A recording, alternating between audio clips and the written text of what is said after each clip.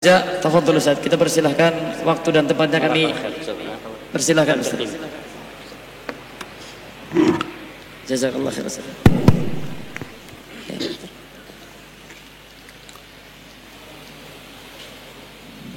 Assalamualaikum warahmatullahi wabarakatuh. Waalaikumsalam warahmatullahi wabarakatuh. Ana rasa yang disampaikan Ustaz Musyafa cukup sudah. Begitu Ustaz. Iya, soalnya sudah pada ngantuk. Antum nggak lihat? Ini kelihatannya saja, Ustaz. Kita ini haus ilmu insyaallah. Kelihatannya ngantuk. Kelihatannya. Karena haus jadi ngantuk. Mas, kalau kenyang atau kita melek jadi. Alhamdulillah. Alladzi jama'ana 'alal huda wat tuqa. Kita kumpul di tempat ini bukan karena kita satu suku, bukan karena kita dilahirkan dari satu rahim, juga bukan karena kita satu kampung. Karena tempat kumpul kita sekarang ini adalah di salah satu rumah Allah Azza wa Jalla. Kita berkumpul karena kita sama-sama hamba Allah Jalla Jalaluh yang punya misi yang sama, yaitu mengabdi kepada Allah Azza wa Jalla. Tapi jalan menuju kepada Allah itu sulit, mendaki, terjal, dan menakutkan. Falaqtahamal aqabah. Orang kalau mau ke surga itu harus lewat Aqabah.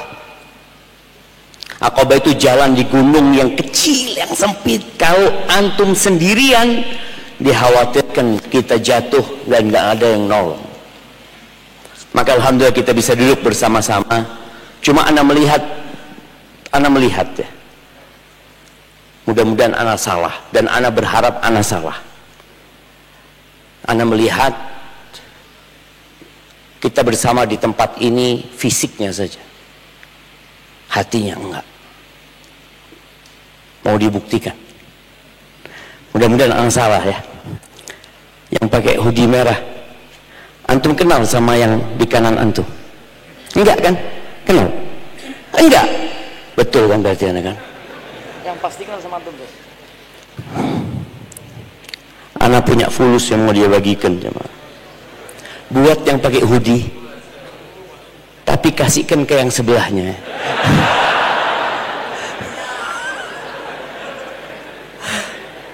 Kenalan udah kenal? Siapa namanya? Salam. Kenal apa enggak? Enggak kenal? Oke, jadi semuanya yang kanan kirinya kenalan dulu, tanya dari mana, siapa namanya, kerjaannya apa, baru kita mulai kajian jemaah. Nah, fadhal antum. Ayo fadhal antum.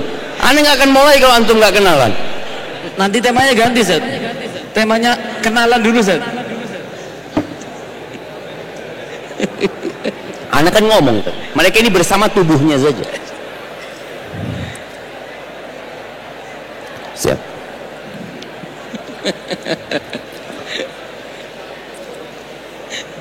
Antum udah kenal? Siapa namanya? Astagfirullah. Dari mana? Baik, kerjaannya apa? Tanyakan antum. Sudah tahu? Anak kasih antum 100, antum kasihkan ke dia. Kasihkan dia.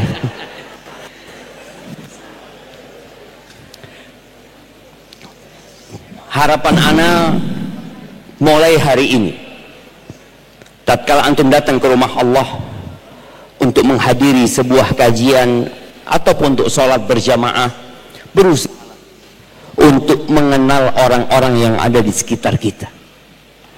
Innamal mu'minuna ikhwah.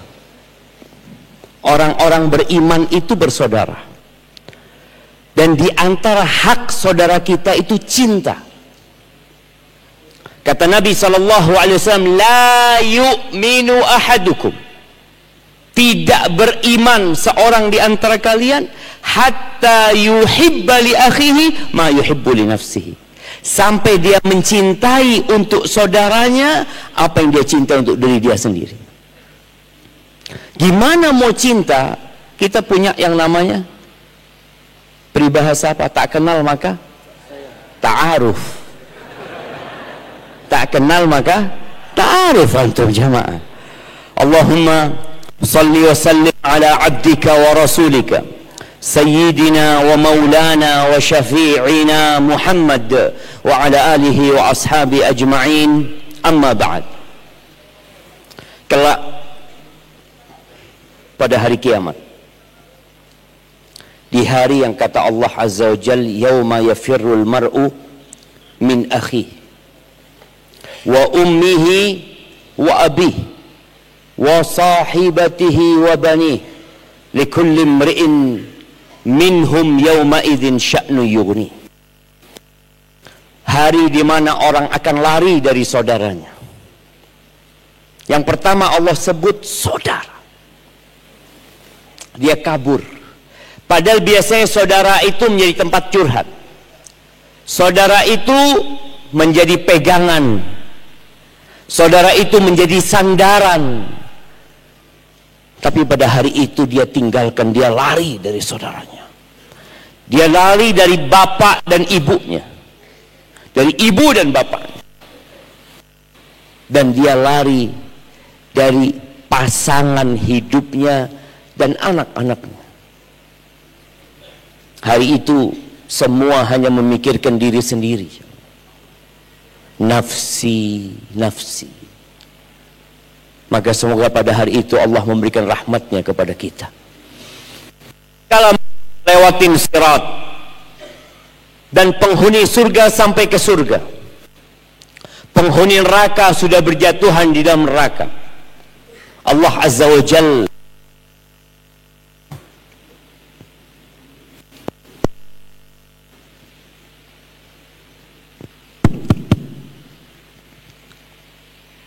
Bismillah. Nah, Allah memperkenankan bagi iblis,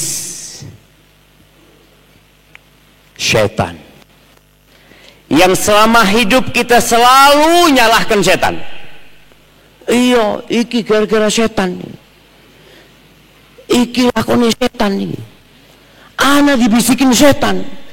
Kalau Anda dibikin syaitan, Anda nggak akan seperti ini. Kita itu selalu menyalahkan yang lain. Padahal kita diajarin dalam agama kita untuk ngaku salah. Antum kalau baca Sayyidul Istighfar, apa yang antum katakan? Siapa yang hafal Sayyidul Istighfar? Yang depan sini. Nah, antum kasih mic, suruh baca dia. Mana mic-nya? Jangan disembunyikan mic itu jemaah, dibawa masuk ke dalam lagi. Astagfirullah.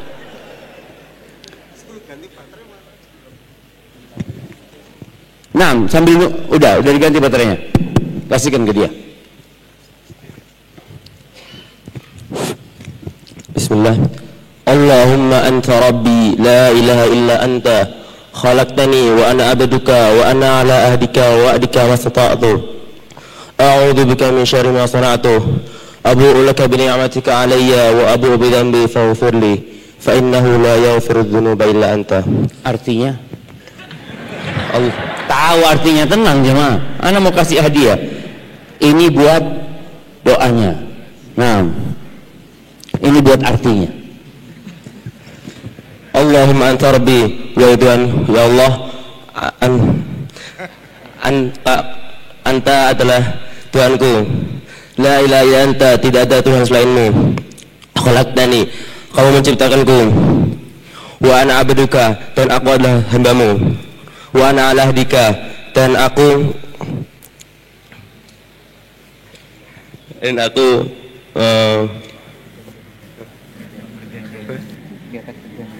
di atas perjanjianmu.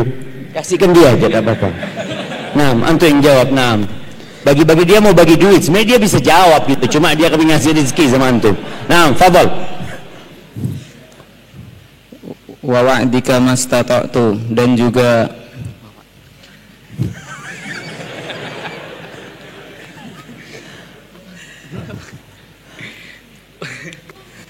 Tafadhol.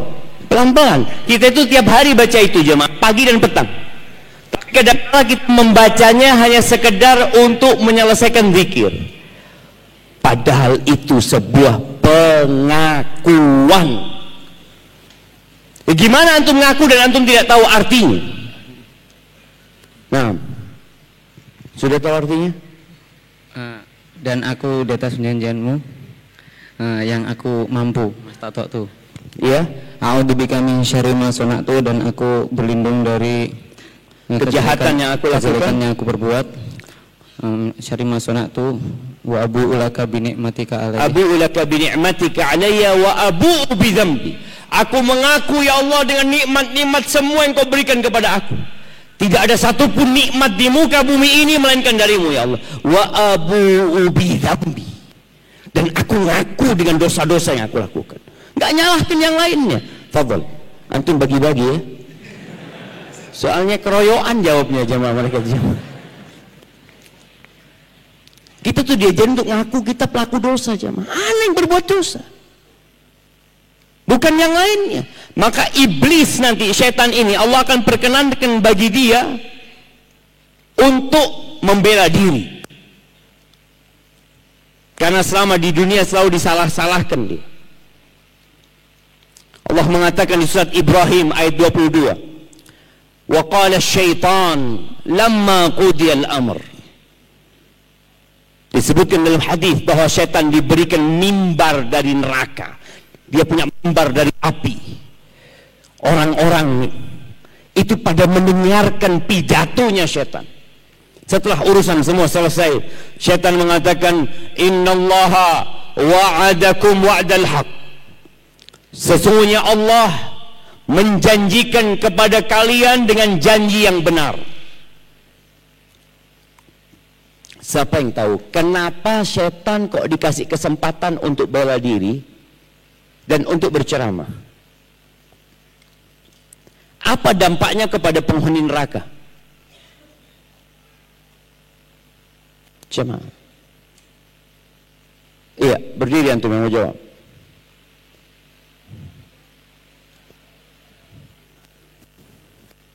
Kurang keras. Allahu Akbar, sahih. Kirimkan ke dia jemaah.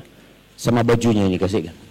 Nah, dampaknya untuk menambah siksaan batin buat mereka.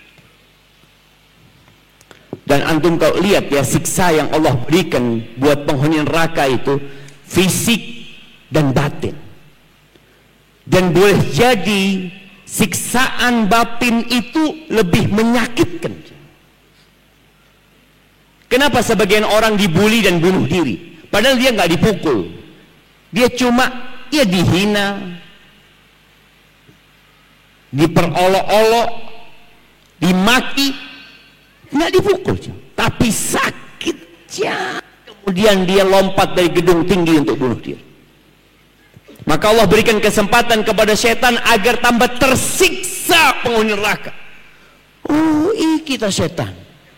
Mereka akan lihat. Dan setan mengatakan janji Allah benar kepada kalian. Wa wa'adtukum fa akhlaftukum. Dan aku berjanji kepada kalian tapi aku mengingkari janjiku. Wa ma kana li 'alaikum min sultan. Ingat, aku enggak punya kuasa apa-apa atas kalian.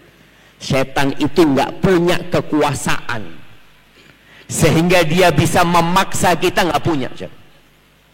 Setan mengatakan itu. Wa ma kana li 'alaikum min sultan illa an da'autukum fastajabtum. Setan itu punya satu kekuatan, apa? Manggil. Jadi godaan setan itu hanya suara, hanya panggilan. Alladzi yuwaswisu fi sudurin nas. Aku cuma manggil kalian. Bagaimana Nabi Adam makan buah di surga itu? Dipaksa sama setan? Enggak. Cuma dipanggil, diomongin sama setan, kalian yang ikut. Maka setan mengatakan, fala talumuni, jangan nyalahkan aku. Walumu anfusakum.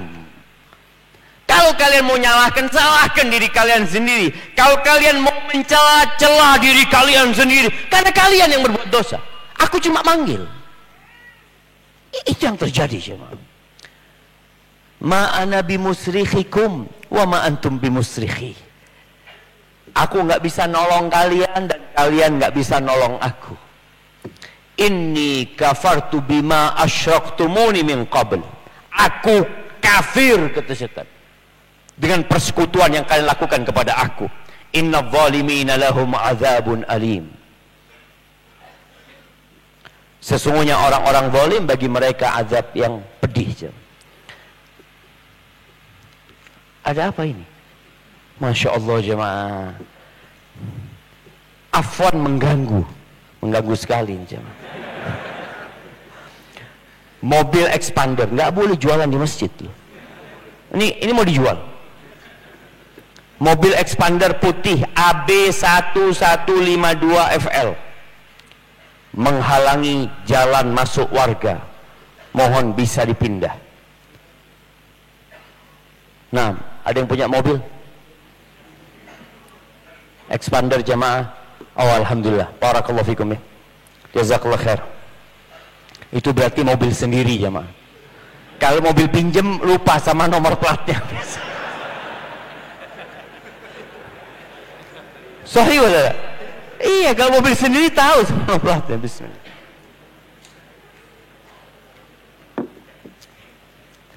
Alhamdulillah, jemaah rahimakumullah.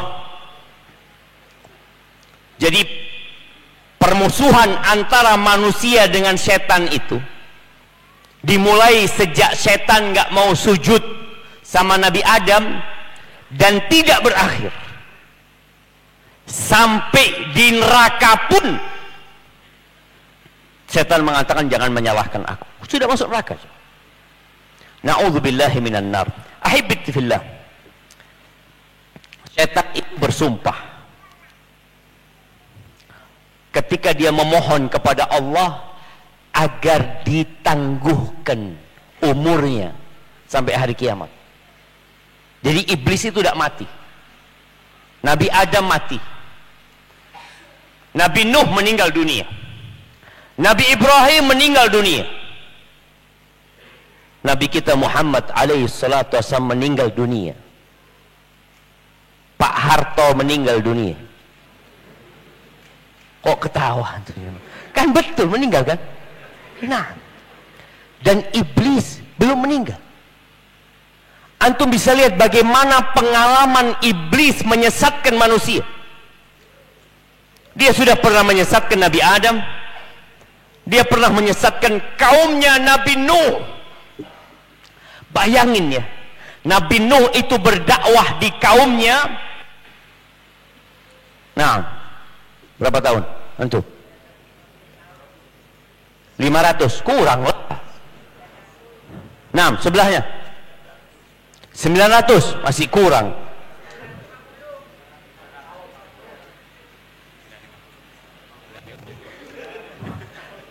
.500 tambah 450, gitu jawabnya jemaah. Allah ya, kan sudah tadi bilang 500, berarti tambah 450, masih ada fulusnya. Nah, baik, antum bagi dua ya. Nah, biar dia bagi dua aja. Ada kembaliannya. Allahu Akbar jemaah. Bayangin ya, Nabi Nuh berdakwah 950 tahun, kata Allah, wa ma amana ma'ahu illa qalib. Dan tidaklah beriman kepada Nabi Nuh kecuali sedikit. Yang naik kapal Nabi Nuh itu dikatakan cuma 80 orang aja. Padahal berdakwah selama 950 tahun. Bayangin ya bagaimana hebatnya setan menyesatkan mereka. Na'udzubillah min dzalik. Nabi Ibrahim berusaha untuk memberikan petunjuk kepada kaumnya. Itu yang namanya patung-patung dia hancurkan, kecuali yang paling besar, dengan harapan kaumnya sadar. Ketika dipanggil Nabi Ibrahim, ditanya, "A anta fa'alta hadza bi alihatina ya Ibrahim?" Apakah engkau yang melakukan ini kepada Tuhan-Tuhan kami, wahai Ibrahim? Kata Nabi Ibrahim, "Aku." Bal fa'alahu kabiruhum hadza fas'aluhum in kanu yantikun. Masa itu tanya tuh sama yang paling besar. Dia yang melakukan. Mau bukti, tanyakan kepada yang hancur. Pelaku kan nggak ngaku. Biasanya yang dilakoni ngaku. Yang dihancur, tanyakan kepada yang hancur ini. Tanyakan. Kata mereka, masa kita suruh ngomong sama patung, kata dia. Kan mereka nggak bisa ngomong, kata dia. Lu kau nggak bisa ngomong, kenapa kalian sembah? Ngomong aja nggak bisa. Tidak bisa memberikan manfaat dan mudarat. Apakah kemudian kaumnya beriman? Enggak. Dibakar Nabi Ibrahim. Baik, Nabi Ibrahim dibakar dan selamat keluar dari api. Apakah kemudian kaumnya beriman? Enggak, jemaah. Kita lihat bagaimana ya godaan syaitan. Maka menghadapi syaitan itu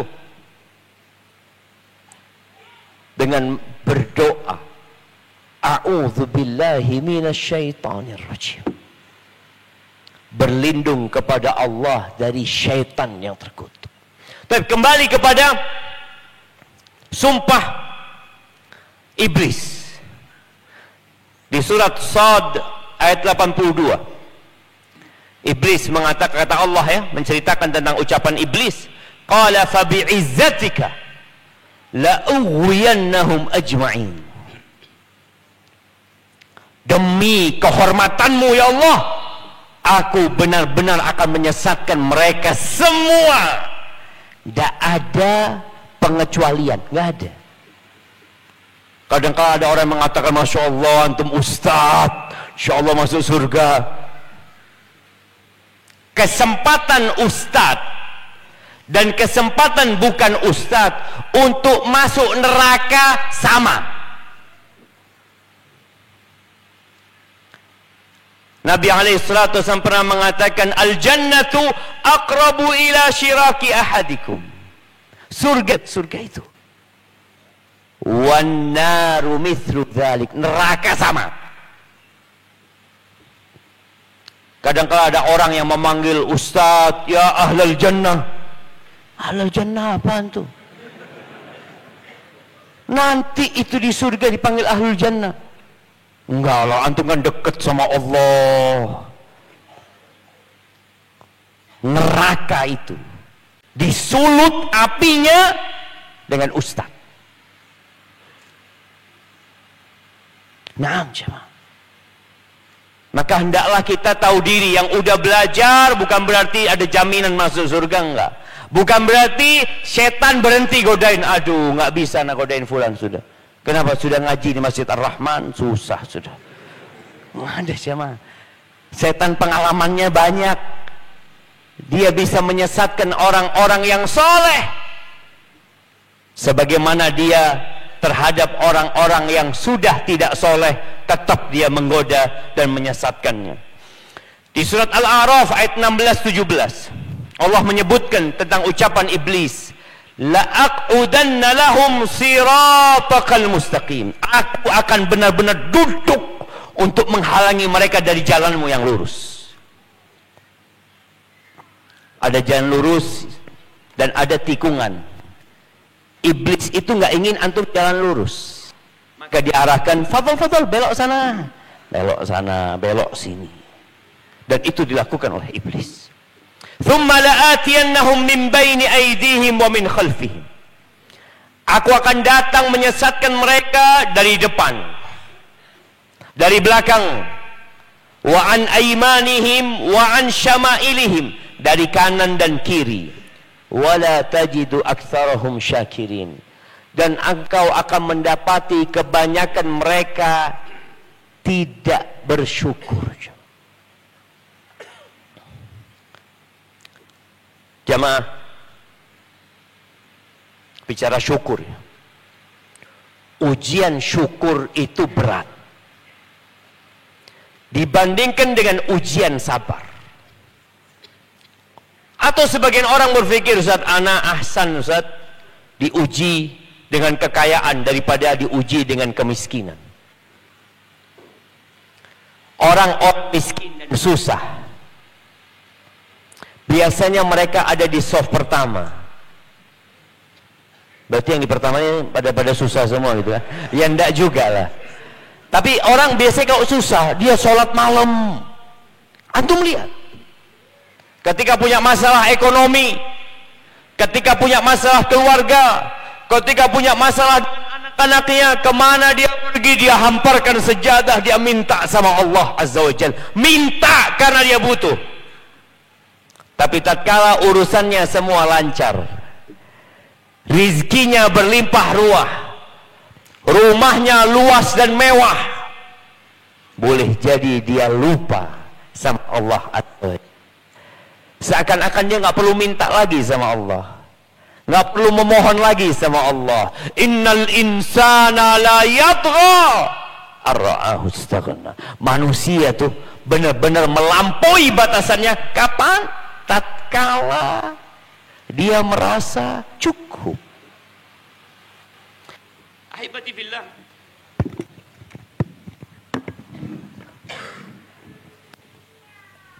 jamaah rahimakumullah,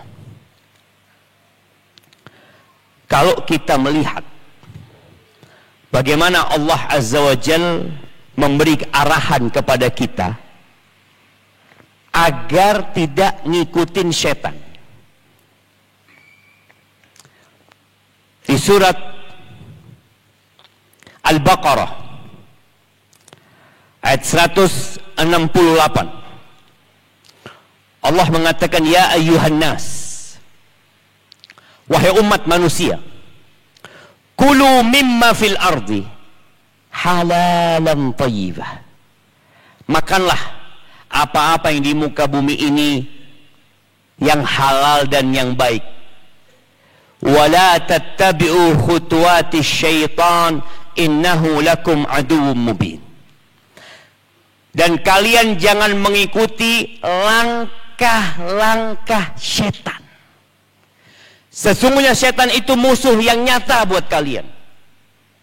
Di dalam Al-Quran ada larangan untuk mengikuti langkah-langkah setan itu di 4 ayat. Kita nggak akan bahas semuanya karena waktunya terbatas ya.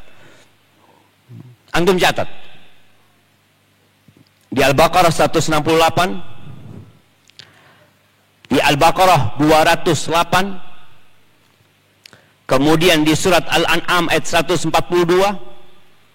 kemudian di surat An-Nur ayat 21.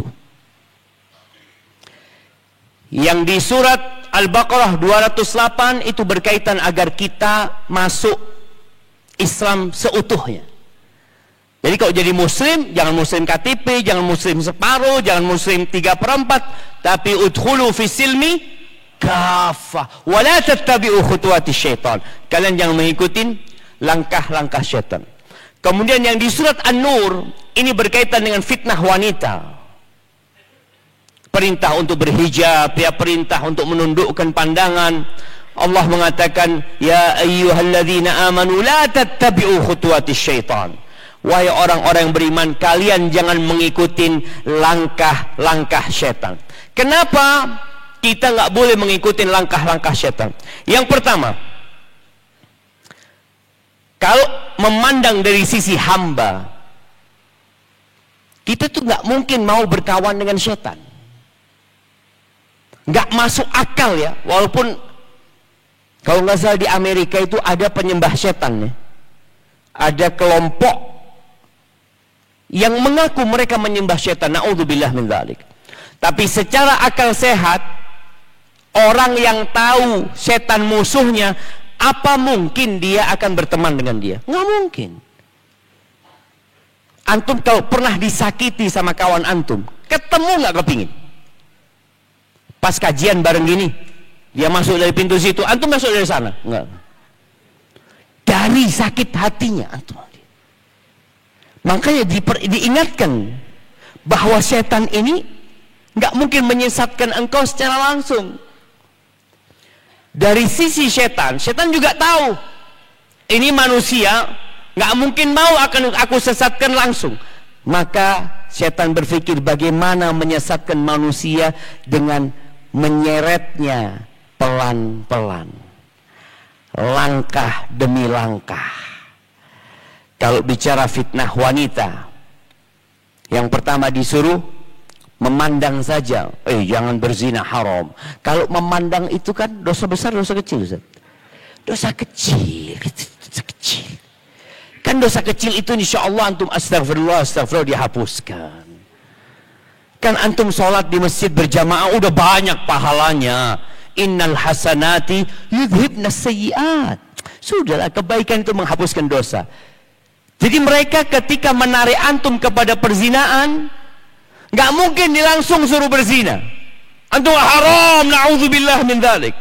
Na'udzubillah min dzalik. Ada seorang penuntut ilmu ini jemaah. Ada janda suka curhat sama dia. Ini punya istri sudah. Dan kalau ana, contohnya ana lah, ada janda yang curhat sama ana, kan kesian kalau nggak dijawab jemaah. Nanti setan ngomong, cobalah, kesian dia. Mungkin kau bisa video call sama dia. Dan ini video call, Ustaz. Ahlan, kif haluki? Lumayan ternyata ya. Ada syaitan. Itu langkah-langkah syaitan. Dia nggak nyuruh antum langsung berzina, enggak. Maka perhatikan berkaitan dengan langkah-langkah syaitan ini. Yang di awal tadi yang disebutkan di surat Al-Baqarah ayat 168 berkaitan wa ayuhan nas, agar manusia ini makan yang halal. Karena ternyata jemaah, yang paling mudah bagi setan untuk menyesatkan manusia dan menyeretnya ke neraka itu lewat makanan. Kenapa? Karena makanan ini kebutuhan. Dan kebutuhan kepada makanan lebih daripada kebutuhan yang di bawah perut. Jadi kebutuhan perut itu semuanya butuh. Sedangkan yang di bawah perut nggak seperti kebutuhan perut. Dan kita tahu Nabi Adam alaihi salam itu disesatkan lewat apa? Makanan. Makanan jemaah. Bayangkan ya, di surga itu semua makanan boleh buat Nabi Adam. Boleh, silakan. Ada satu yang dilarang. Wala taqraba hadhihi syajarah. Jangan deketin pohon ini. Tapi ternyata di akhir cerita Nabi Adam pun makan. Maka kalau bicara menyesatkan manusia lewat makanan ini, lewat dua hal. Yang pertama, bagaimana manusia itu bekerja dengan cara yang haram, menghasilkan rizki dengan cara yang haram. Sampai muncul istilah,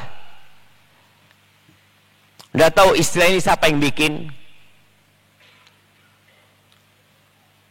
Yang tahu jawabannya anak kasih hadiah. Masih ada fulus ya mah. Anak kasih 200 ribuan tuh. Apa istilahnya? Cari yang haram aja susah, apalagi yang halal. Siapa yang nyampaikan itu? Orang pertama yang mengatakan itu. Nggak tahu kan? Antum tahu? Ana, astagfirullah, ana menukil jemaah, nggak jadi sudah. Nah jemaah, ini ada seorang kiai di Jember, rahimahullahu taala. Dia kiai harismatik ya. Dia nyampaikan ungkapan ini, kata dia. Ada orang yang mengatakan, kata dia, Pak Yai, cari yang haram aja susah, apalagi yang halal. Pak Yai itu loh mengatakan, kalau saya katakan kepada fulan ini, ada orang yang hadir di situ, coba engkau cari yang haram, bawa ke sini, maka dia akan berhari-hari tidak dapat yang haram karena takut. Tapi kalau anak katakan cari yang halal, sekarang dia dapat. Jadi ini termasuk bisikan syaitan jemaah. Bagaimana sebagian teman-teman yang hijrah meninggalkan pekerjaan yang haram, kemudian dia berusaha untuk cari yang halal, lalu di tengah jalan dia mutung. Ternyata nggak bisa, Ustaz. Kita lihat yang namanya riba. Ini pesan buat kita bersama ya. Di kampung-kampung itu, Anda nggak tahu di Solo ini.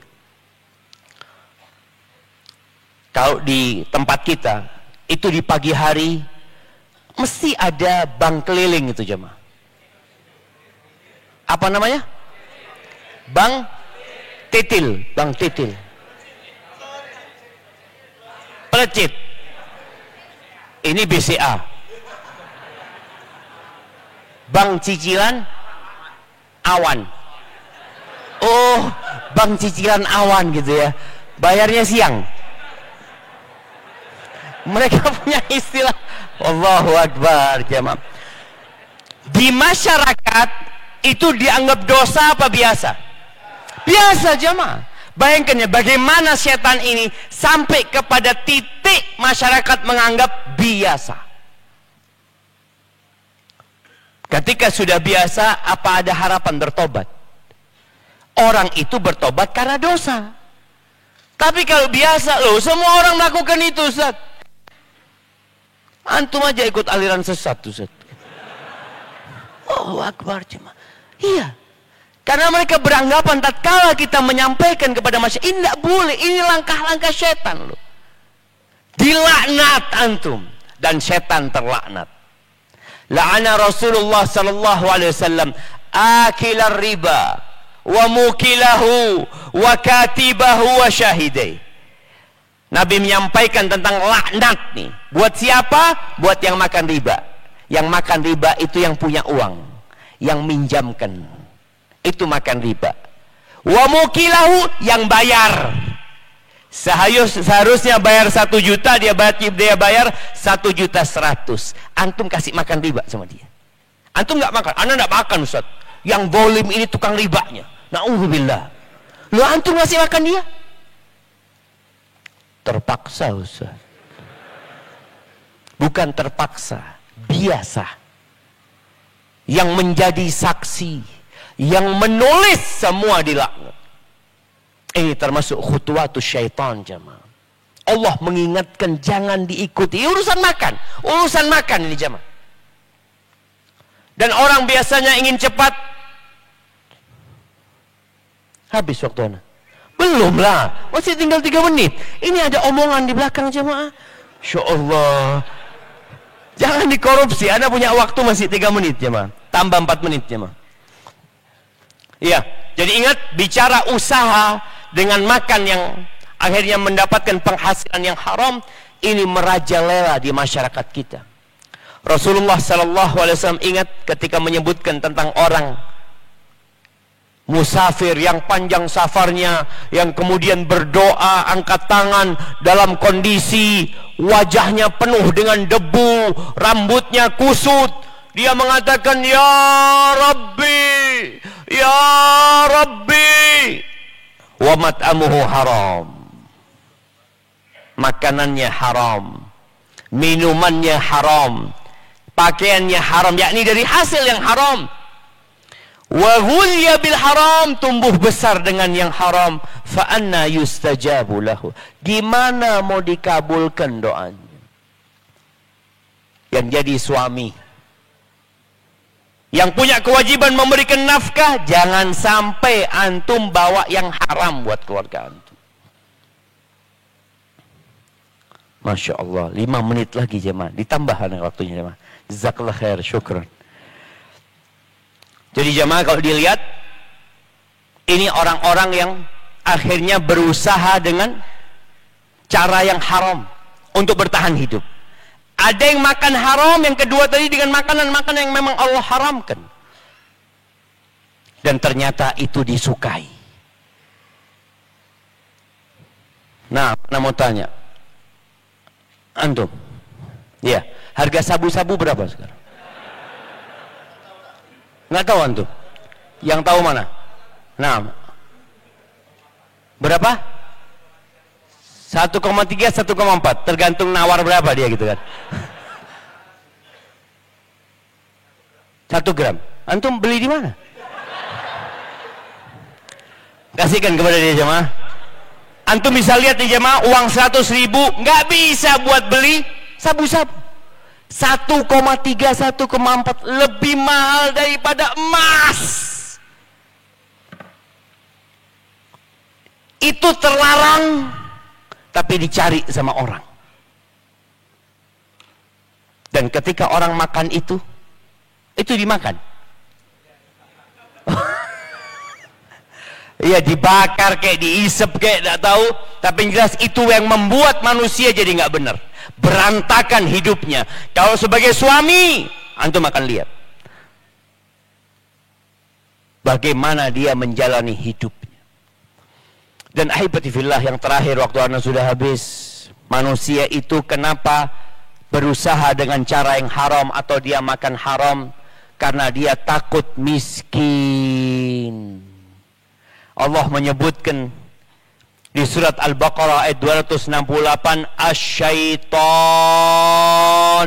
ya'idukumul faqra wa ya'murukum bil fahsya." Setan itu selalu dia mengancam kalian dengan kefakiran. Kamu nanti bisa miskin, kamu nanti bisa fakir. Makanya orang-orang nggak mau hijrah karena takut miskin dia. Karena sudah enak dia, dan menyuruh kalian untuk jadi orang yang bakhil. Na'udzubillah min dzalik. Dan tadi kita dengarkan bagaimana ceramah Ustaz Musyaffa ketika menjelaskan orang-orang menyesal jemaah. Karena mereka tidak menginfakkan harta mereka. Mereka mencari harta yang halal. Ini yang halal ya, bukan yang haram. Ketika Allah mengatakan wa anfiqu mimma razaqnakum min qabli an ya'tiya ahadakumul maut. Orang kalau datang kematian, apa yang dia katakan? Rabbi laula akhartani ila ajalin qarib fa asaddaq wa akun minas solihin. Aku mau sodakoh ya Allah, undur umurku sedikit, kepingin sodakoh dari yang halal ya. Kalau yang haram gak mungkin diterima sama Allah Azza wa Jal. Dan ingin menjadi orang soleh, tapi selesai, ajal sudah datang kepada dia. Ada seorang, Al-Asma'i kalau nggak salah, dia melihat ada seorang laki-laki yang ngambil apel. Ada seorang yang bawa apel, biasanya dulu disuwun jemaah di atas kepalanya, dia ambil satu. Ini orang memperhatikan, ini nyuri mau dibawa kemana apel itu? Ternyata dia sodakohkan ke fakir miskin.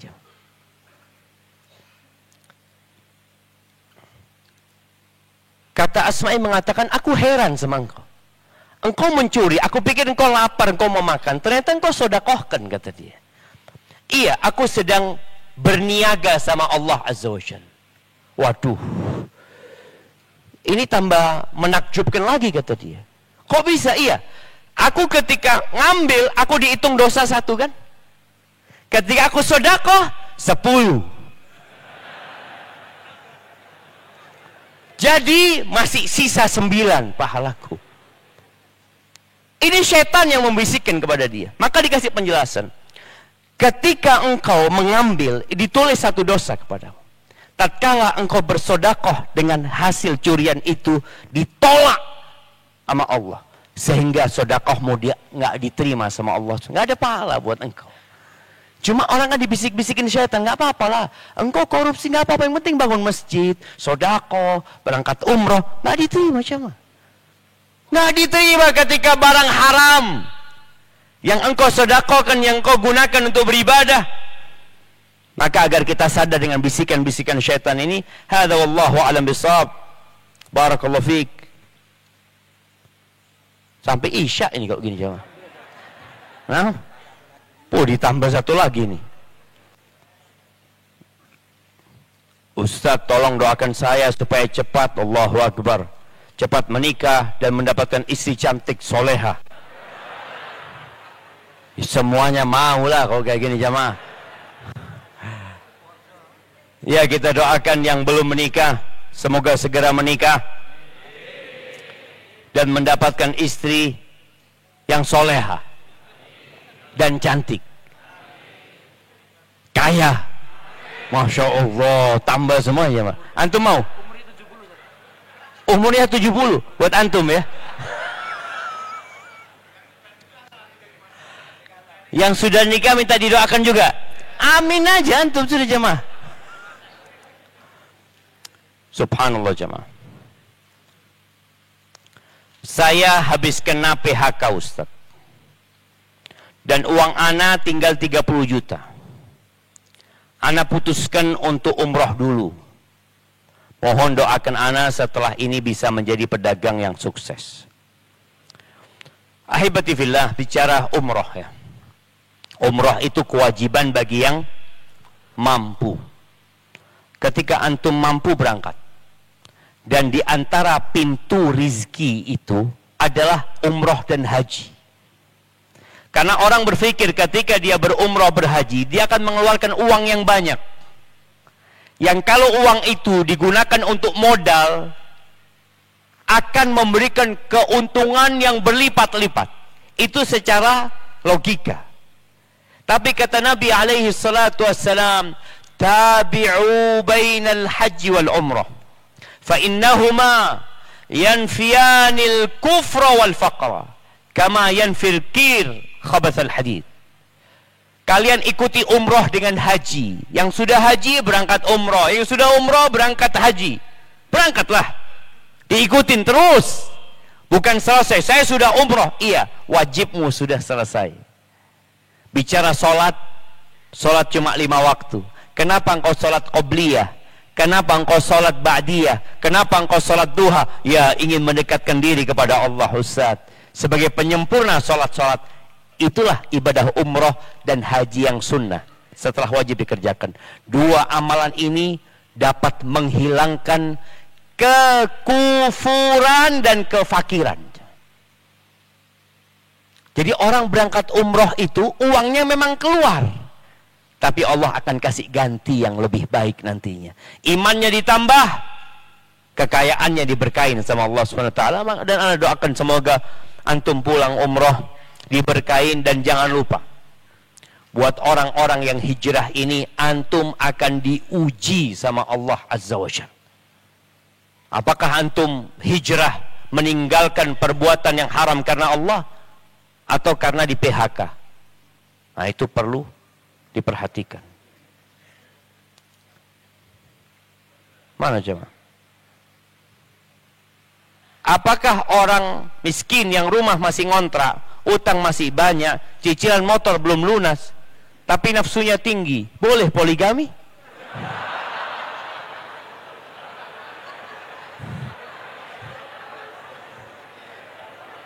Siapa yang tanya ini?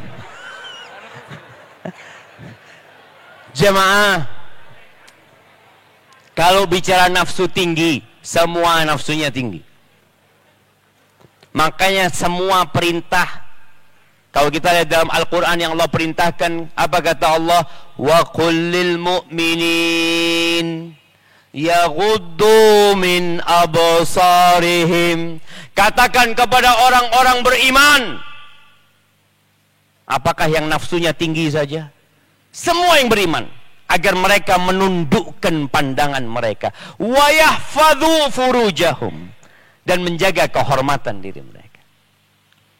Jadi kalau bicara nafsu ini, kalau nggak ditundukkan, ya jadinya kayak gitu.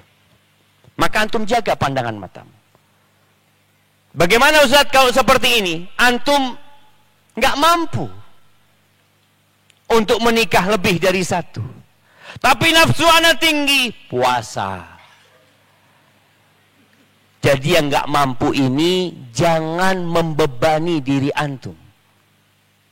Hidup ini bukan untuk bersenang-senang. Antum berpikir orang yang istrinya 2, istrinya 3, enak yo. Bojone 3, 2. Padahal dia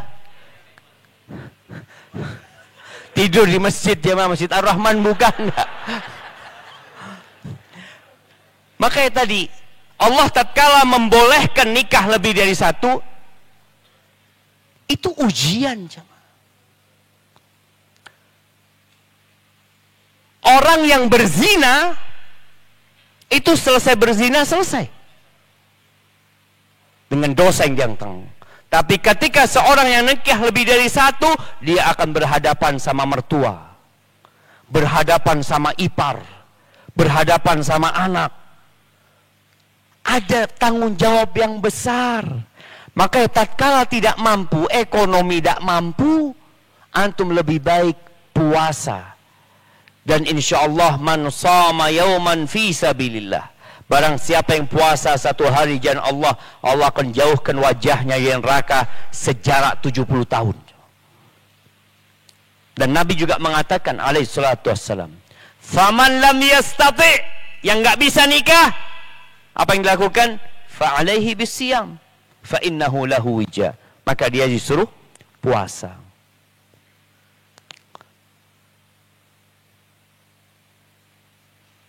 Bagaimana jika ada seorang ahli maksiat yang setiap kali berbuat maksiat ia berusaha bertobat, terus ia begitu selama bertahun-tahun, hingga ia merasa tobatnya tidak bermanfaat karena ia tidak bisa berhenti maksiat? Mohon nasihatnya. Antum jangan berhenti bertobat, terus bertobat, karena setan akan membisikkan kepada antum, antum pura-pura tobatnya. Jangan pura-pura, antum penuhin syarat taubat, menyesal, meninggalkan, bertekad untuk tidak mengulangi. Antum berbuat dosa hari ini, malam nanti tobat. Loh, kalau malam berbuat dosa lagi Ustaz, besok pagi antum tobat. Loh Ustaz, anda pagi tobat, sorenya berbuat dosa lagi, antum tobat malam harinya. Terus seperti itu. Karena setan itu paling gak mampu menghadapi orang yang istighfar dan bertobat. Kata setan, dia mengatakan, aku sesatkan manusia dengan maksiat, dia menghancurkanku dengan istighfar. Terus hadapin setan. Bukan ana nyuruh antum berbuat maksiat, enggak. Menyuruh antum untuk terus bertobat. Kapan antum berbuat dosa? Setelahnya antum bertobat. Dan perbanyak amal soleh. Jangan pernah putus asa, karena pintu tobat itu tidak ditutup. Jadi 8 pintu surga itu, yang nggak ditutup pintu apa namanya? Pintu tobat. Itu dibuka terus sampai matahari terbit dari arah barat, sampai nyawa ke kerongkongan baru nggak bisa bertobat. Maka terus bertobat kepada Allah Azza wa Jalla. Barakallahu fikum. Jamaah, ada yang tulisannya susah dibaca jamaah.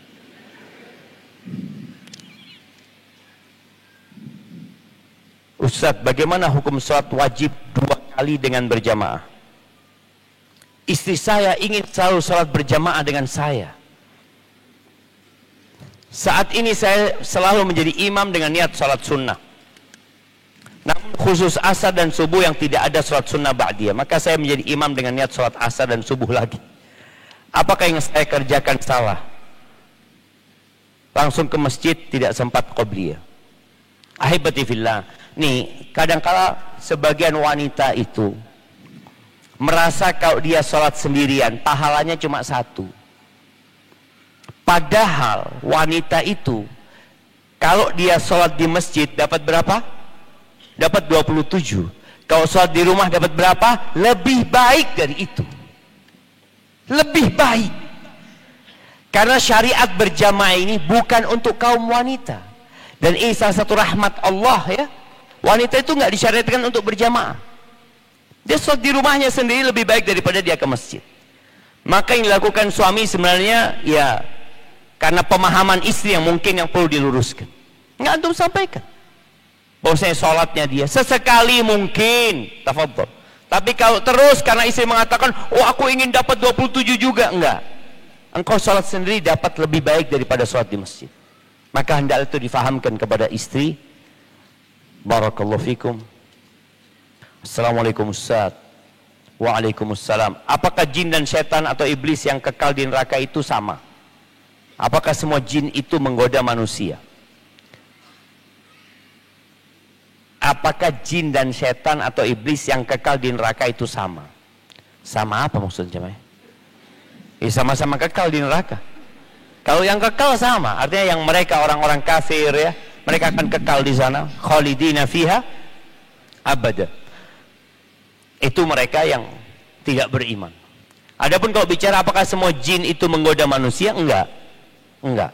Kalau bicara jin, ada surat Al-Jin di dalam Al-Quran.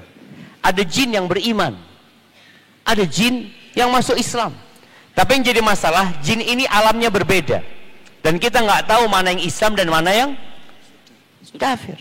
Maka biarkan jin di alam jin mereka. Nah, tinggal 5 menit lagi. Oh, habis, Masya Allah. Jemaah, afwan jemaah, ternyata sudah habis waktu ana. Oh enggak, ini masalah di masjidnya jemaah. Jamnya nggak cocok mas, nggak cocok jamnya itu. Coba antum lihat jamnya. Wah, cocok. Oh itu lihat jam 5 lewat 3 menit di sana, Masya Allah. Tiap jemaah, mohon maaf karena anda diliatin sama panitia.